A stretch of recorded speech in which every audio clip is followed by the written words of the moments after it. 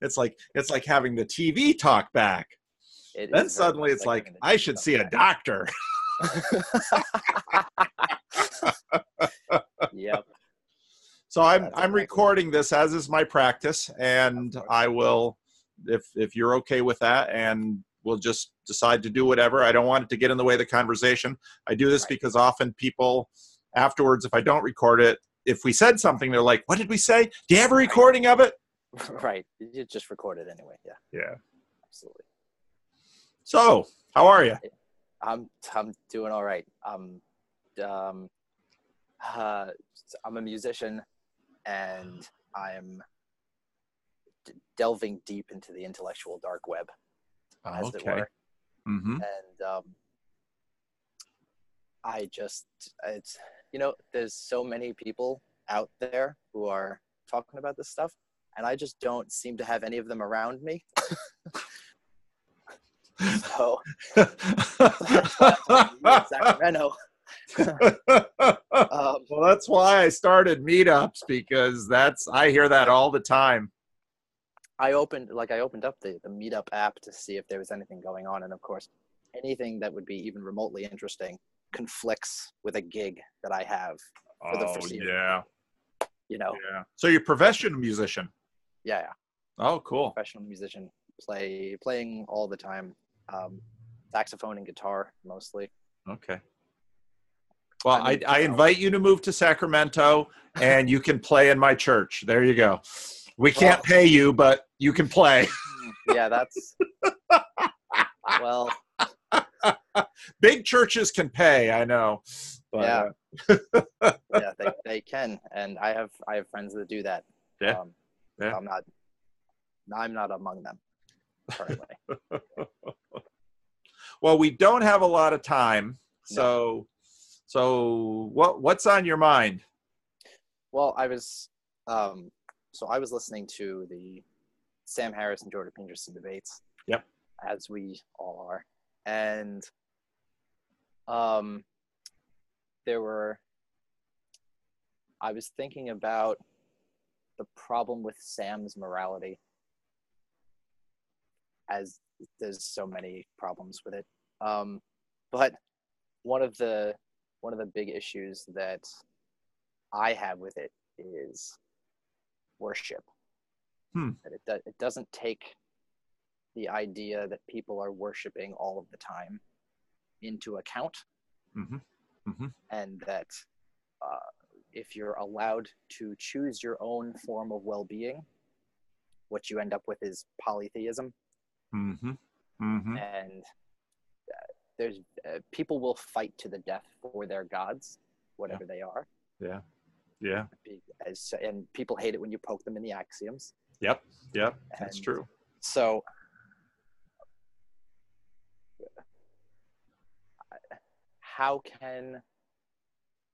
what are your thoughts on worship, and what do we have to get Sam to understand about worship so that he starts to think about it just a little bit more? I think you are probably more attuned to this because you are a musician. Mm-hmm. And what has happened, if you go into almost any big box evangelical church, mm-hmm. the portion of the service that people call worship, they associate with music. Yeah. And that is a pretty severe reduction of what the word worship means. Yeah, no, it's so much broader than just worship is, in Christian theology, worship is your entire life. Right. All of your choices are a response to God. Mm-hmm. And in all my sermons, I have misery, deliverance, gratitude. All of the stuff we do is supposed to be in that gratitude part, which means when I go to work, I'm worshiping, and not just because I'm a pastor. Right. When I'm cutting the grass, I'm worshiping. When I'm fixing the fence, in other words, all of life is supposed to be worship. And I can't think of the hymn right now, but we have a hymn in our denominational hymnal that talks about, basically worship 20, that's when all of our life is worship. That is what we are designed to do. But you're exactly right, because well-being there's just little control on that. Yeah. So I'm just skeptical about his system. I'm severely, and now in all fairness, I should probably read his book, but I just can't. All the other books out there I want to read, I just can't bring myself to put that on top of the priority list. Yeah, at the top of the list. So if there's a huge Sam Harris fan out there that wants to send me the book, I'll take it. Yeah. I'll page through it, but I haven't been impressed by what I've seen so far. Right. I mean, because if you think of what he's doing as in service of that book, and if you look at what Christians do in the service of their books, you know, I'm not impressed by what he worships. Basically, he's worshiping his rationality. Yeah. And that causes him to respond to Jordan Peterson in a very dismissive way, because he's saying your rationality is incomplete, and then he doesn't hear it, he doesn't engage with it, because it's the same. He's a fundamentalist rationalist. Yeah. So anything that goes against what he perceives as rational, he just dismisses, the way that fundamentalist Christians dismiss Big Bang and stuff like that. That's been my impression. He's very dismissive. He's not terribly open. And as a conversation partner, I like watching those videos for what Peterson has to contribute, but I don't see Sam bringing a lot to the table. I liked what Brett Weinstein and Doug Murray brought to the table too, but Sam just keeps dismissing. Yeah. And knock it down. And then, but I think, so he just keeps going back to a fundamentalist thing. I think that he's afraid of, because he's so fundamentalist in his rationality, I feel like he's afraid that everyone is fundamentalist all the time, and that all people that believe would believe the way he invests in rationality. I often think that when he's talking about Christians, I think Christians aren't really like that. They're way too inconsistent to be like that. Not the real world, Sam. No. So do you know anyone else in your circles that has watched these debates, or you just kind of feel isolated in watching them? There's every once in a while I notice that some people are responding to videos. They put up their little they put their memes up, and then it's like with Jordan Peterson hashtags. Just like, you get it. You're on my team. Oh. That's right. Oh. Yeah. So what do you think? So are you a Christian or not a believer, or where do you stand with respect to God? I've been through a lot of different stages of Christianity. Okay. Because I've been everything from this conflicts with science, what do I do? To missionary of sorts. Wow. I've run the whole. And where are you at now? I'm right now where I am is believing, but also having conflicts consistently on Sunday mornings. Like I actually went to church yesterday, but not my church. I was on vacation with my girlfriend, who is a Catholic, and so we went to a Catholic church in the area that we were in. Yep. And the Catholic situation is weird. I don't understand the need to kneel. Like, it's worship. Right. And then there's the and with your spirit that I don't understand either. But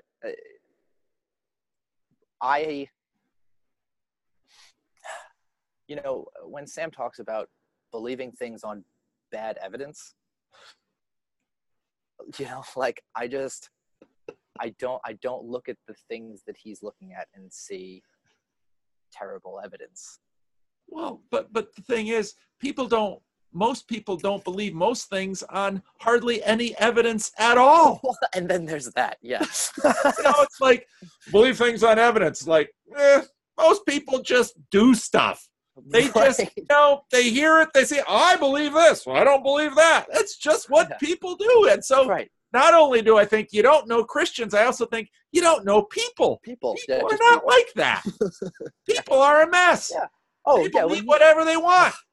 When he and you're going to fix this with what? A sermon? I'm in that business. It doesn't work. It doesn't work at all. Yeah.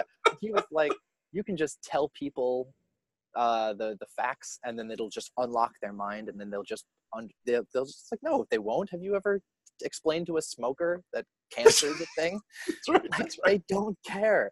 No, you can't just change somebody's mind like that. No.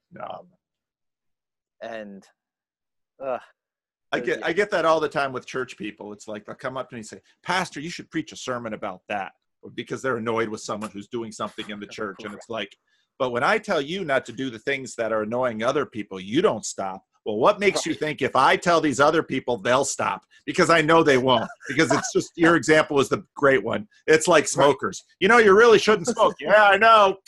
Really shouldn't. I told my kids not to smoke. Right, exactly. Do as I say, not as I do. That's right.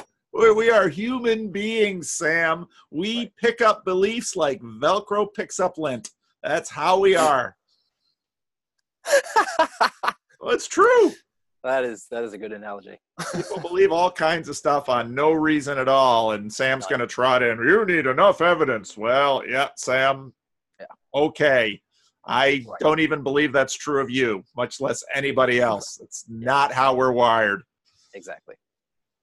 And of course, it's psychologists who know this, because if a psychologist will sit in the room all day and listen to people talk, and I could never be a psychologist because I just have the eye roll all the time. They'll tell me something.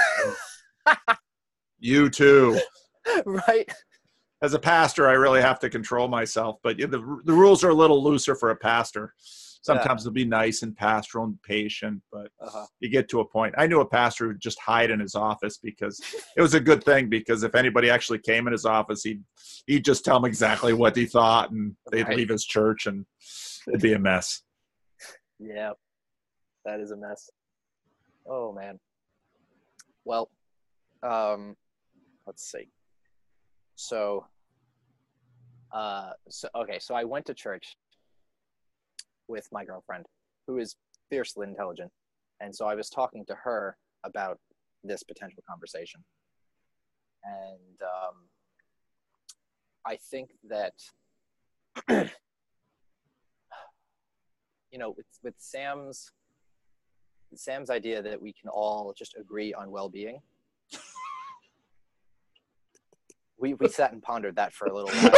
But, like what came out of that discussion between the two of us, though, was that ultimately, if you're not aiming at the creator, you're aiming at the created. And if you, like I said, people will go to war for whatever is their highest priority. You can't rationalize an alcoholic out of drinking. You can't tell the smoker, hey, that's dumb. And then there's, oh, right, it's dumb, I'll just throw these out. But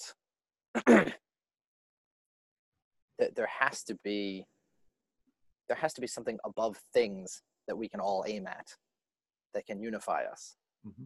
Even if that's Jordan Peterson's version of God 1. It's that you just have to say, okay, so we're going to aim at the ideal of man's, like the perfect man, regardless of whether we call that person Jesus or not. At least we know that we're all aiming at the same thing. And then we can de-emphasize all of these material objects and pleasures and feelings and created things. And then we don't have to fight each other over them. Yeah. Because nobody's going to war for their second most valuable object. They're not going to risk their life for it. And No. and that's Jonathan. I mean, before I ever found Jordan Peterson, I read Jonathan Haidt's books, and I thought he really nails a lot of that stuff. That's how we are.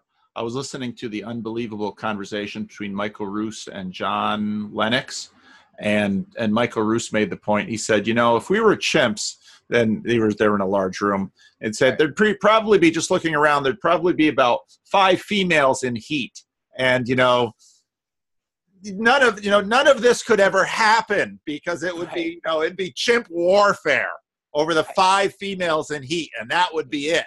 And we're amazing creatures that, and Jonathan Haidt, as you know, you put up a flagpole and, people will circle around it, and you say, well, and the thing is, we live in the United States, which is this large, huge, powerful nation. But if you live overseas, you live in I got to be careful what I say here. You live in a little country and you look around, you think there's not that many people here. And it's, their national story is kind of ridiculous, and their hymn is really wormy, and, but hey, it's their country. They love it. They'll die for it.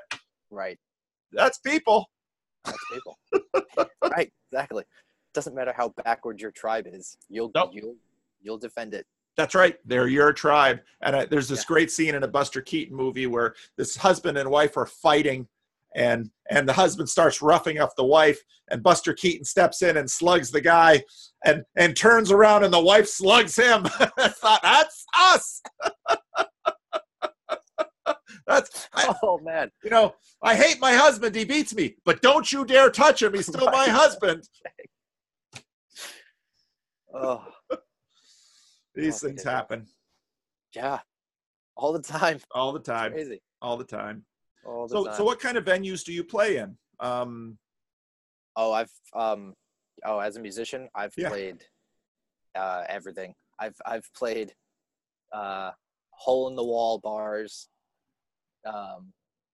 up to like regional theaters, up to I've played across the country and back on tour. I've been to England and Scotland on tour.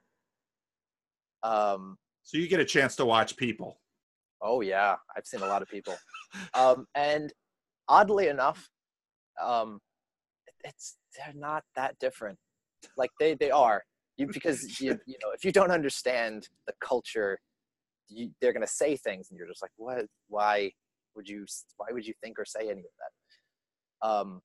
But if you boil it down, the world's all just people. Yeah. And the U.S. tour that I went on was with an alternative rock band, and so we were playing with a lot of punk bands, and so there are a lot of people that are just so far to the left that you can't even see them anymore, and just screaming into microphones about things that I can't say on recordings, and and then on the other end of the spectrum, I've performed in churches all over the place. I've got a band with a guy. That band's called Saving Faith, and he writes his own original Christian music. So I've got the spectrum. I go all the way in both directions. Did you always know you wanted to be a musician? I've always been a musician. It's like, that's just not. Yep. Like originally, I told myself that I probably wanted to do music education. And then I found out that I don't want to teach. Well, you are one of the lucky ones, because I know a lot of other folks who would love to be a professional musician, but so. Well, it's one of those things. Like if you're in it for the wrong reasons, it's not going to work. If you're in it for fame, just stop. If the music doesn't drive you, you don't have it.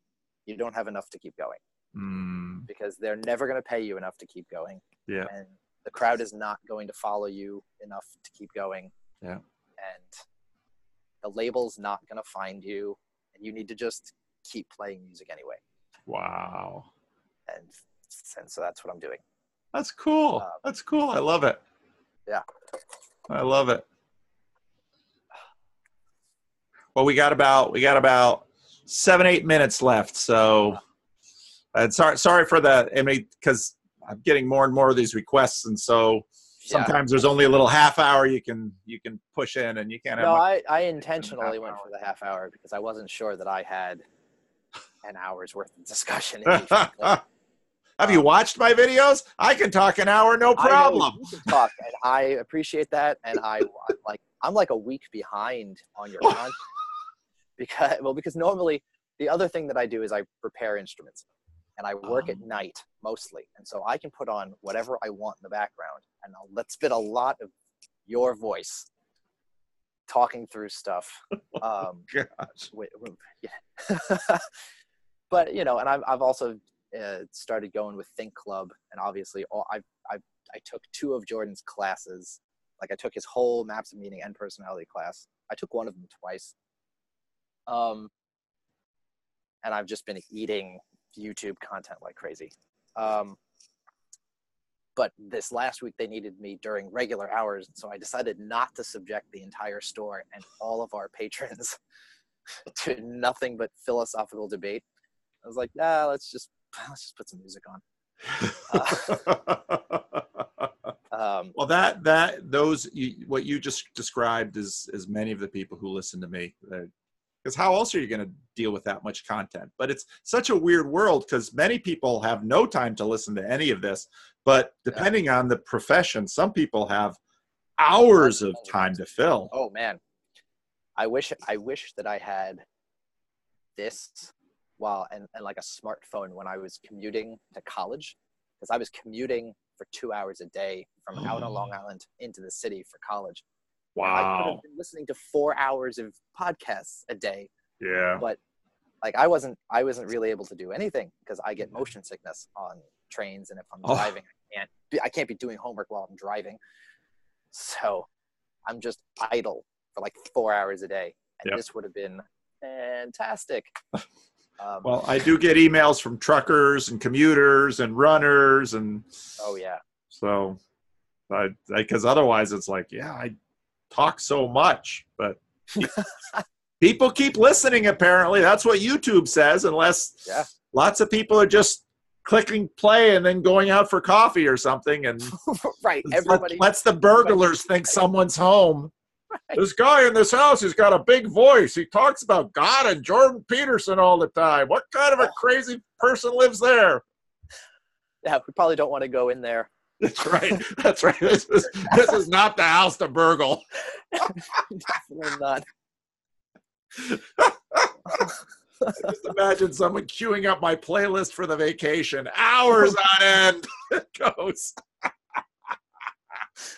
He just talks just 24/7. That's right. He just doesn't stop. It's crazy. That's right.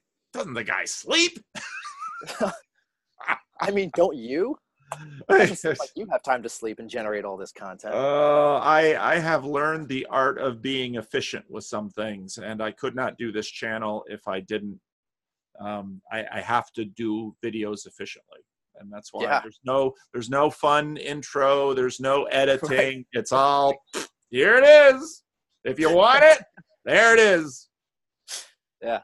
Stuff on a shingle. Have at it. It's working.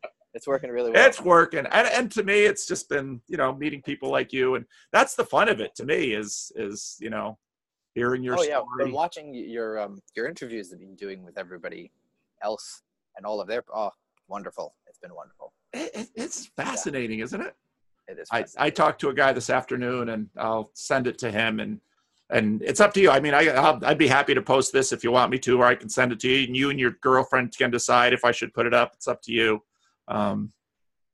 But I had a great conversation with a guy this afternoon, and I just feel enormously blessed by this whole thing. What an amazing thing. So it's really cool. So. But I'm about out of time, John. But JFK, cool initials.